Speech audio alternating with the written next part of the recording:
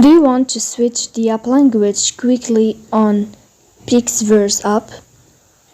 In this video, I will show you how to change the language on PicsVerse step by step in just seconds, so you can use the app in the language you are most comfortable with.